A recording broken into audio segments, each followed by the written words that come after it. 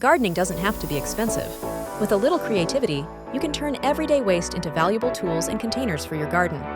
Let's explore some practical ways to get started. Using recycled items offers several fantastic benefits. Firstly, it saves you money on pots, seed trays, and other supplies.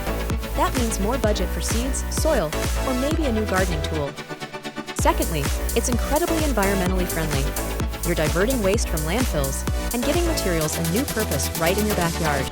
It's a simple way to reduce your footprint. Finally, it adds a unique, rustic charm to your garden space. Plus, there's a real sense of satisfaction in nurturing plants in containers you've repurposed yourself. Plastic bottles, from small water bottles to large milk jugs, are incredibly versatile. They can be used for seed starting, small planters, or even mini greenhouses.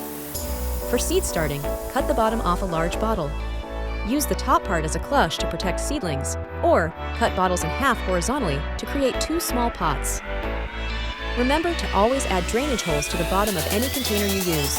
A hot nail or drill bit works well for this on plastic. Smaller bottles are great for starting individual seeds or growing small herbs like basil or chives. Larger jugs can house bigger plants like peppers or small tomato varieties. Clean all containers thoroughly with soap and water before use. This removes any residue that could harm your plants. Tin cans from food items are perfect for growing herbs or small flowering plants. Their size is ideal for windowsills or small patio spaces. Again, drainage is key. Carefully punch or drill holes in the bottom of the can. Be mindful of sharp edges after opening. You can leave them as they are for an industrial look or paint them for a splash of color. Just make sure the paint is non-toxic once dry. Herbs like mint, parsley, or thyme thrive in tin cans. They are also suitable for starting larger vegetable seedlings before transplanting. Ensure the cans are completely clean inside and out before adding soil. This prevents any food residue from affecting your plants. Larger plastic containers, like those from yogurt, ice cream, or even 5-gallon buckets, are excellent for bigger vegetables. Think about growing potatoes, zucchini, or bush beans. These containers offer more root space, which is crucial for larger plants. They are often quite sturdy and can last for several seasons. Drill multiple drainage holes in the bottom. The more soil volume, the more important good drainage becomes to prevent waterlogging. 5-gallon buckets are particularly popular for growing potatoes or tomatoes. You can even layer soil and compost as the plant grows. Always clean these larger containers thoroughly. They might have contained food or other substances that need to be removed.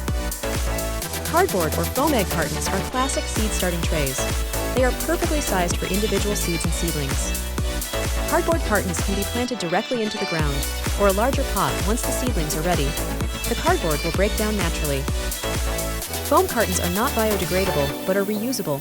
They are great for starting seeds indoors. Fill each compartment with seed starting mix. Plant your seeds according to package directions. Keep the carton in a tray to catch excess water. Once seedlings have a few true leaves, they'll need to be transplanted. Toilet paper or paper towel tubes are surprisingly useful. They are excellent for starting seeds, especially those that don't like root disturbance, like beans or peas. Fill the tube with soil and plant your seed. The seedling's roots will grow down within the tube. When it's time to transplant, you can plant the entire tube directly into the ground or a larger pot. The cardboard will decompose. This method minimizes stress on the young plant's roots during transplanting. It's simple, free, and effective. They are also great for creating collars around young seedlings in the garden to protect them from cutworms. Just place the tube around the base of the plant and push it slightly into the soil. Old tires can be repurposed into raised beds, particularly for crops like potatoes or root vegetables. They retain heat, which can be beneficial in cooler climates. Stacking tires allows you to create deeper planting areas. This is great for crops that need a lot of vertical space for root development. There are some discussions about chemicals leaching from tires into the soil. If this is a concern for you, consider lining the inside of the tire with thick plastic sheeting before adding soil. Ensure the tires are clean before use. They can be painted to make them more visually appealing in your garden space. They provide a sturdy and durable option for creating defined planting areas, especially on less than ideal soil. Broken furniture pieces or discarded wooden pallets can be transformed into raised beds or vertical planters. This requires a bit more DIY effort, but offers great results. Pallets can be stood upright and used as vertical gardens for herbs, strawberries, or leafy greens. Line the back and bottom of each section with landscape fabric to hold soil. Old dressers or cabinets can have their drawers removed and used as planting boxes. Ensure there is adequate drainage. Check that any wood used hasn't been treated with harmful chemicals, especially if you're growing food. Heat-treated, HT pallets are generally considered safer than those treated with methyl bromide, MB. These larger items can create significant growing space and add unique character to your garden design. While not a container, using food waste is perhaps the most fundamental way to recycle in the garden. Starting a compost pile turns kitchen scraps into rich, valuable soil amendment.